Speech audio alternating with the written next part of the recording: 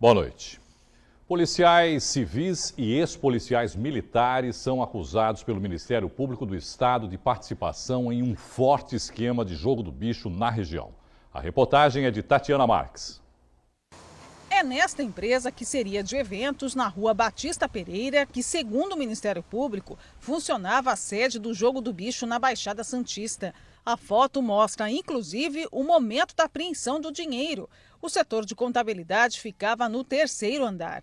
A denúncia do órgão aponta que a movimentação de mais de 200 pontos do jogo passava por aqui, e tudo com a participação já comprovada de policiais civis.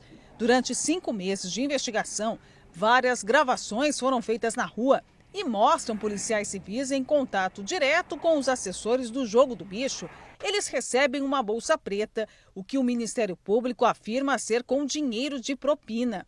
A investigação aponta que a cada 15 dias, pelo menos R$80 mil eram entregues aos policiais civis. Havia um prévio contato telefônico, no qual era combinado o encontro e os policiais iam pessoalmente receber esse dinheiro.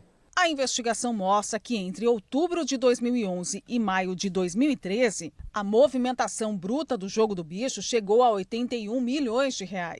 Tudo sob o comando de um bicheiro que assumiu os trabalhos do pai em 2007. Para o promotor, o esquema só deu certo porque teve o apoio de 5 policiais civis e 5 ex-policiais militares que faziam a segurança. O Ministério Público ofereceu a denúncia à Justiça. A acusação é de lavagem de dinheiro, formação de quadrilha, corrupção ativa e passiva. Os promotores ainda pediram a suspensão do porte de arma dos ex-policiais militares por entenderem que assim eles não vão mais conseguir fazer a segurança dos locais e também a prisão de 8 suspeitos. Tudo foi negado até agora. A denúncia já foi oferecida à Justiça, corre aqui no Fórum de Santos. O juiz já apreciou uma série de requerimentos feitos pelo Ministério Público, principalmente relacionados aos bens do chefe da organização, mas ainda não tem uma apreciação sobre o recebimento ou não da denúncia. A prisão, a princípio, foi negada. A prisão de 8 pessoas que foi pedida pelo Ministério Público foi negada e isso daí foi objeto de um recurso do Ministério Público. O diretor do DEINTER 6, que é responsável pelos policiais apontados na investigação, afirma que o pedido de afastamento deles foi feito na segunda-feira e deve ocorrer a partir de hoje.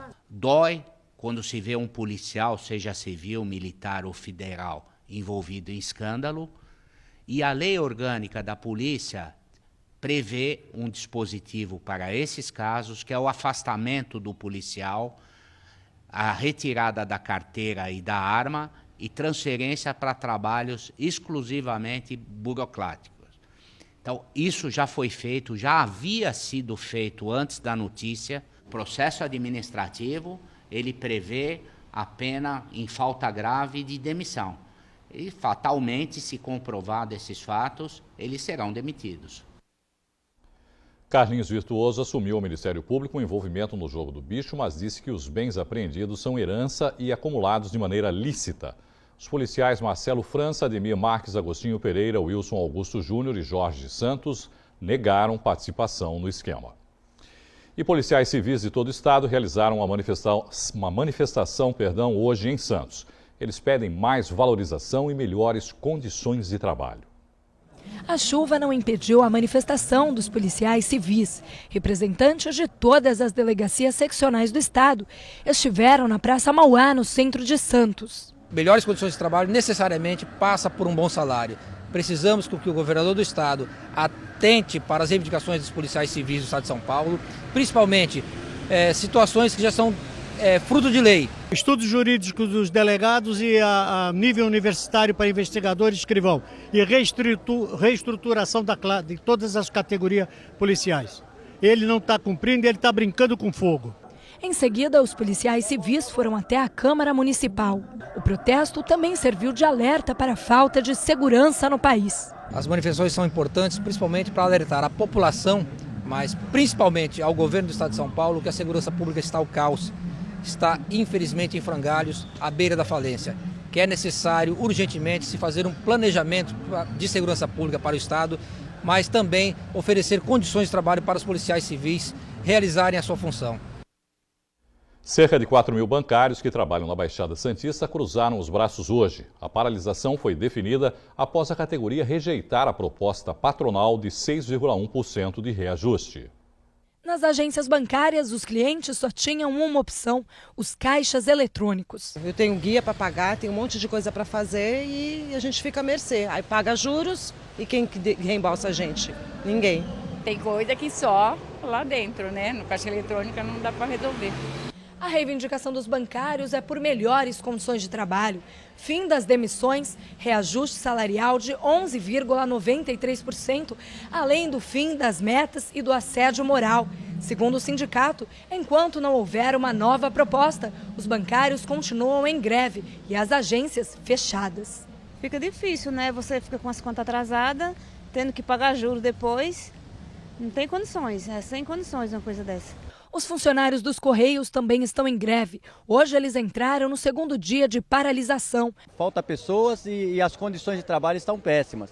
Então, o risco de acidente cada dia é maior. A nossa categoria está adoecendo cada dia mais, pela pressão psicológica e pela falta de condições de trabalho também nos setores. Enquanto não acontecer um acidente grave dentro dos Correios, um incêndio, alguma coisa assim, ou uma fatalidade, as autoridades não tomam providências. Segundo o sindicato da categoria, a adesão é de 200 funcionários, cerca de 15% em toda a região. A gente está pedindo o índice da inflação mais R$200, que é para tentar elevar o salário da categoria, que é muito baixo hoje, né? Estivadores e trabalhadores de capatazia e representantes da Embraport estão reunidos desde o início da tarde na sede do SOPESP, Sindicato dos Operadores Portuários do Estado de São Paulo, em Santos.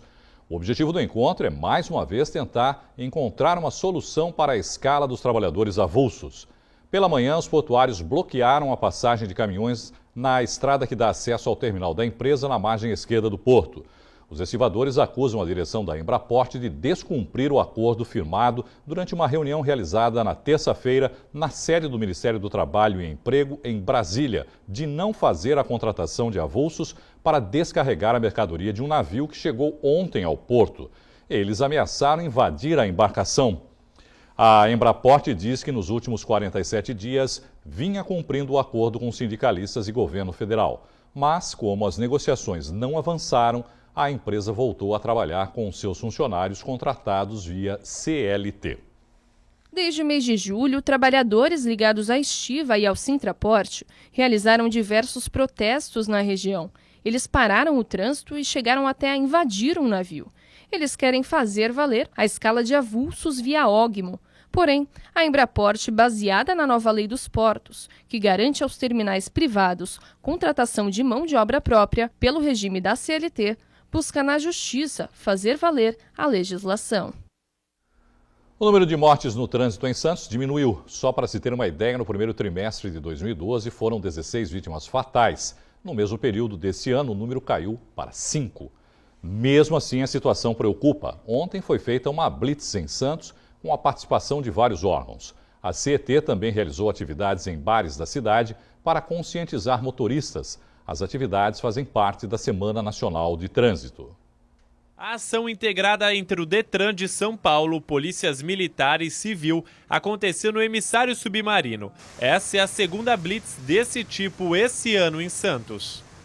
Essa operação integrada, ela acontece de forma contínua no estado inteiro, ela requer um conjunto maior de coordenação, são mais pessoas integradas trabalhando, que é mais trabalhoso do que fazer uma blitz normal, mas vale ressaltar que durante todo esse período, as blitz normais da PM continuam. Então, independentemente da operação de direção segura, a PM continua fazendo a fiscalização e as operações regularmente aqui no litoral.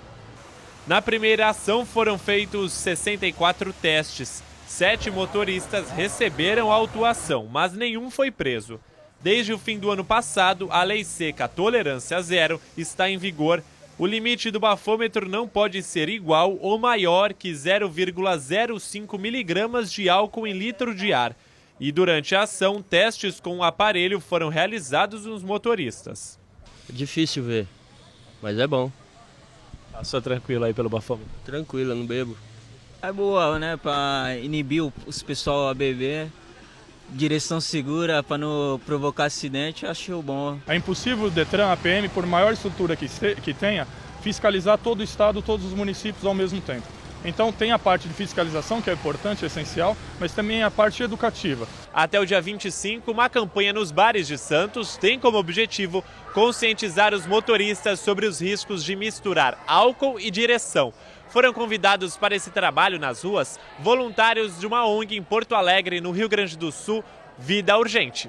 Quanto mais pessoas aderirem a essa ideia de cuidado com a vida, Santos inteirinha ganha. Atores se passam por garçons e abordam os clientes nos bares. A equipe utiliza um bafômetro para medir a quantidade de álcool permitida. Quem passa do limite recebe um adesivo vermelho. Quem não bebeu ganha um verde. Priscila estava com as amigas comemorando o aniversário. No teste, ela foi reprovada. Eu tô de carona, então eu não preciso me preocupar com nada, hoje está liberado. Mas para levar a galera com segurança para casa, Kátia não bebeu álcool e virou a motorista da rodada. A gente acha muito importante alguém da turma sempre estar sóbrio nessas horas, né? O número de acidentes, né, que acontecem, que tem vítima fatal envolvido, ainda é muito alto o uso de álcool. Então é acima de 70% de acidentes com vítimas fatais. Em alguma das partes, seja motorista, condutor ou até um pedestre envolvido, acaba tendo o uso da bebida, né? Então esse é o foco, é querer reduzir esses dados, né? Que esses números possam cair, que a gente possa realmente evitar, porque o principal é preservar a vida, independente da situação. Depois do intervalo tem futebol no Caderno Regional. Armando Gomes analisa o empate do Santos contra o Grêmio e os principais jogos da rodada do Brasileirão. Nós voltamos já.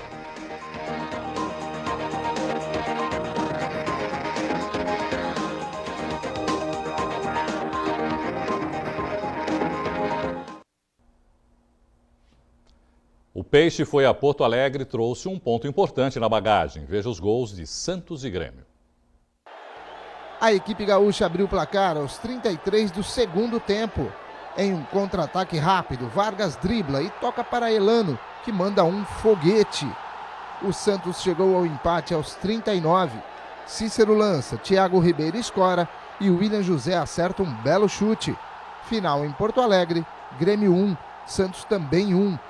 Com o resultado, o Alvinegro caiu 2 posições e agora ocupa a 11ª colocação no Campeonato Brasileiro com 29 pontos. O próximo jogo do Santos é contra o Criciúma, às 6h30 da noite de domingo, na Vila Belmiro. Para falar sobre o empate do Santos e a participação dos clubes paulistas na 22ª rodada do Campeonato Brasileiro, nós recebemos aqui no estúdio o comentarista esportivo Armando Gomes. Armando, foi um bom resultado esse empate?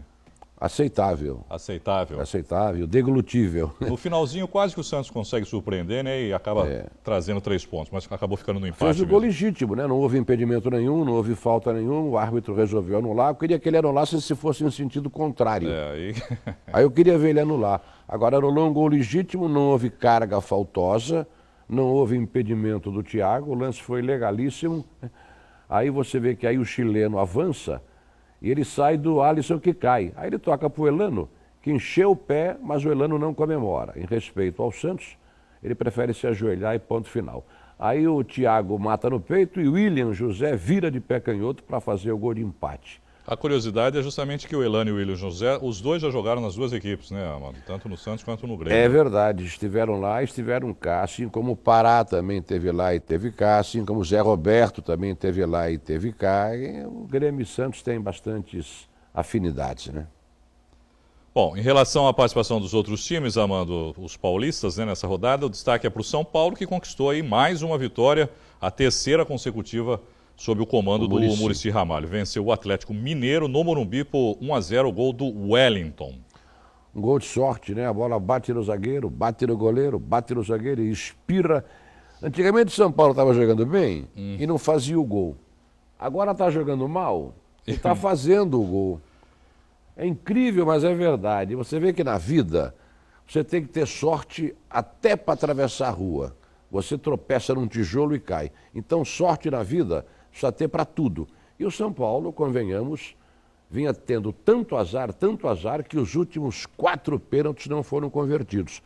Ontem, por exemplo, essa bola que os senhores acabaram de ver no gol do São Paulo, ela bate no zagueiro, volta para o goleiro, que bate e rebate para o jogador. Quer dizer, é muita sorte, né? Quando a fase é ruim, bate no goleiro, na trave, volta e sai fora. E sai fora, é verdade. Bom, com esse resultado, São Paulo chega aí aos 27 pontos e já é o 13º colocado, deu uma melhorada. Se bem que está tudo embolado lá embaixo, Totalmente. né? Você vê que os que têm 28... Veja você. O Corinthians tem 30, né? Agora veja uma coisa interessante. Do primeiro colocado para o terceiro colocado, tem 13 pontos de diferença. Do primeiro para o terceiro. Olha que ato que se abre aí. Que é o Cruzeiro, né? O primeiro em compensação, o que você acabou de falar, você tem toda a razão, tem um monte de time com 28, 29 e 30. É verdade. Tem quase 10 times só nessa pontuação. Incluindo o Santos, né? Que tem 29. Incluindo o Santos, tem razão.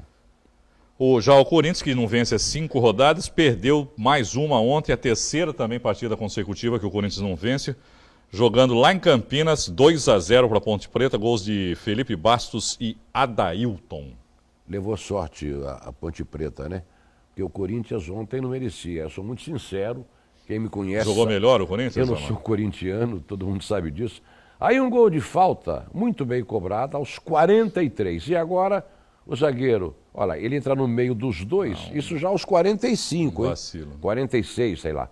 Olha lá. Ele vira, olha o zagueiro como demora para chegar. Olha o zagueiro, não chega. 47, quase 48. Aí já estava, Inês já era morta, né? Bom, apesar da derrota, o Corinthians permanece na 7ª posição também com 30 pontos, né, Armando? Interessante que o Corinthians pegou o último e o penúltimo e não ganhou de ninguém. Empatou com o Náutico e perdeu da Ponte Preta. É uma situação difícil. Acho que essa sorte que vinha faltando para o São Paulo e que está chegando, ele está tirando do Corinthians.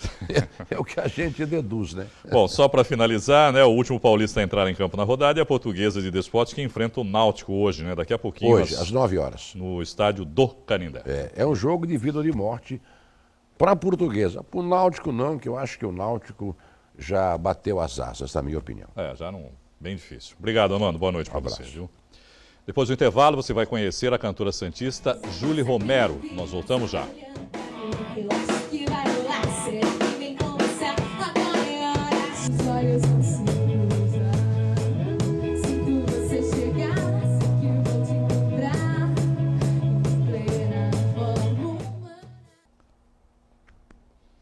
A necessidade de aprender outra língua embalada com a vontade de conhecer outras culturas. Esse é o desejo de muitos estudantes têm na hora de começar a fazer um intercâmbio.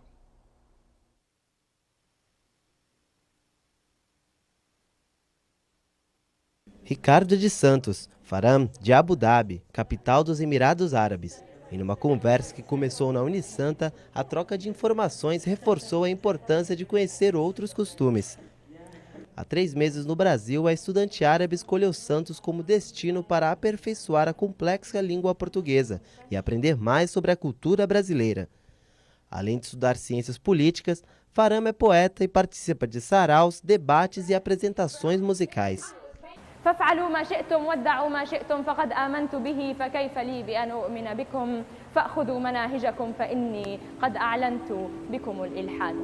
O povo brasileiro é alegre, como todo mundo fala. Então é fácil, é porque eu estou gostando muito. Então aprender a língua é fácil, porque eu estou conversando com muitas pessoas. E a comida é maravilhosa, todo mundo fala de churrasco no Brasil. Vancouver, no Canadá, foi o local escolhido por Ricardo para ficar durante as férias do mês de julho. Na viagem, o estudante de engenharia da Unisanta pôde exercitar a língua inglesa, conhecer outras pessoas e apreciar as belezas naturais canadenses. Ele trouxe na bagagem muito mais do que imaginava. Conheci muita gente lá, então para mim foi uma experiência nova e mesmo brasileiros que eu encontrei lá, a gente falava sempre inglês e muita gente que eu conheci, pessoal da Arábia Saudita, Japão, Coreia, Ásia, tudo que é lugar da América do Sul também. Então, acho que a maior lembrança são minhas amizades lá, que eu nunca vou esquecer. Essa agência de intercâmbio, fundada na Austrália, está presente em outros 13 países. Ela é especializada na venda de pacotes de viagens. Há 7 anos em Santos, faz a conexão entre pessoas e escolas de idiomas no exterior. Na maioria das dúvidas, os estudantes procuram que tipo de curso ele deve fazer no exterior, né? Se é um curso de inglês, se é um curso técnico, ou até estudar fora uma pós-graduação para complementar a carreira dele. Todo mundo nasce em uma caixa, eu falo sempre isso. E tem que sair desta caixa, tem que ver o mundo para entender. Porque tem preconceito sobre muitos países, muitas culturas. Mas viajando, uma pessoa vai aprender por que as coisas, porque tem um porquê por tudo. Se você tem essa oportunidade de fazer, corre atrás e vai lá e faz, porque é inesquecível e você nunca vai esquecer, é incrível.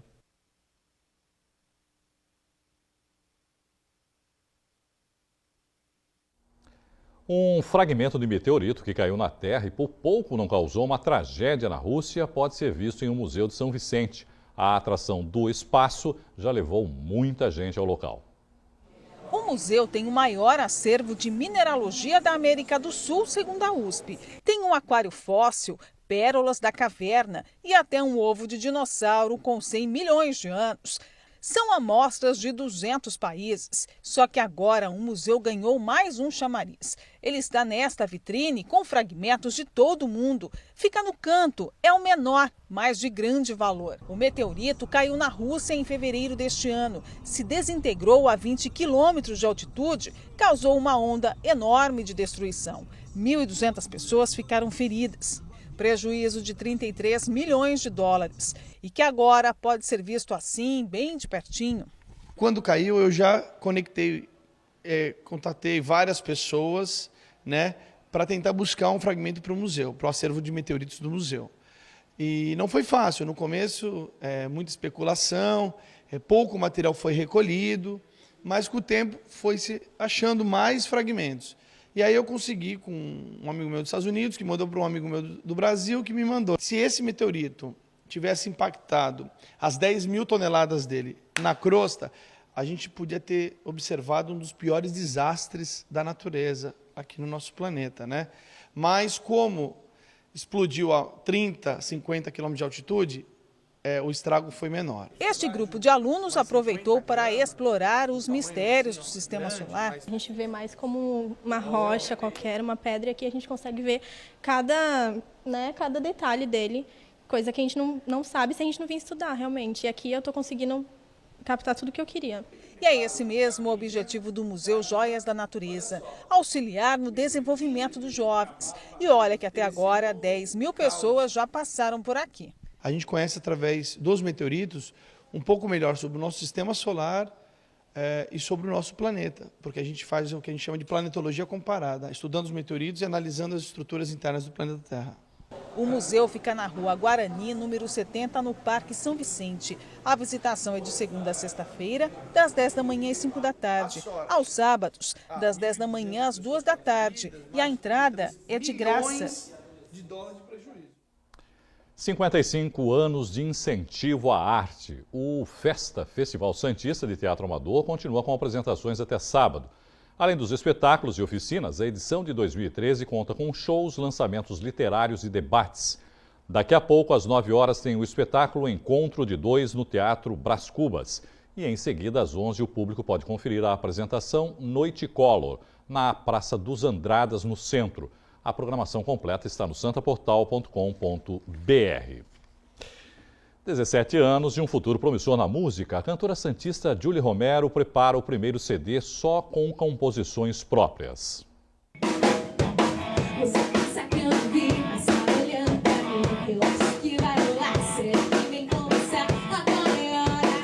A voz forte do pop rock revela uma cantora de Santos que promete sucesso.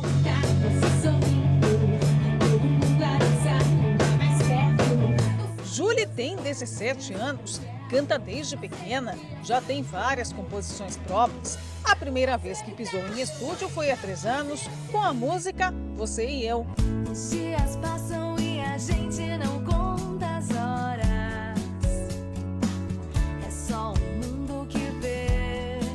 Todas adolescente, depois, numa fase de você tentar se encontrar e descobrir quem você é, a gente tenta buscar, assim, se encontrar não só no estilo musical, pelo menos pra mim, no estilo de se vestir, do jeito de se falar. Então eu comecei compondo, assim, não tinha um estilo definido. Eu passava pelo country, pelo pop, pelo rock, até que eu me senti mais à vontade hoje em dia no pop rock.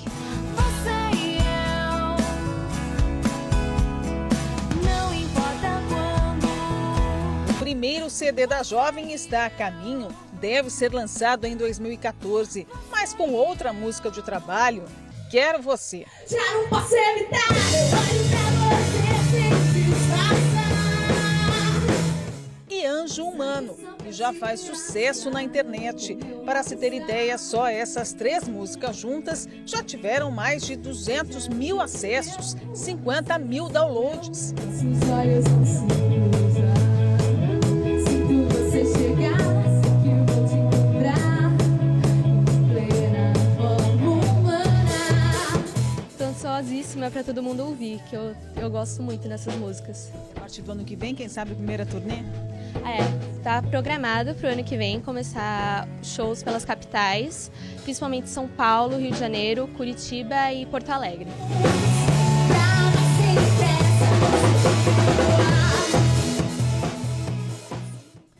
O Caderno Regional de hoje termina aqui. Continuem com a nossa programação. Obrigado pela companhia, uma boa noite e até amanhã. Tchau.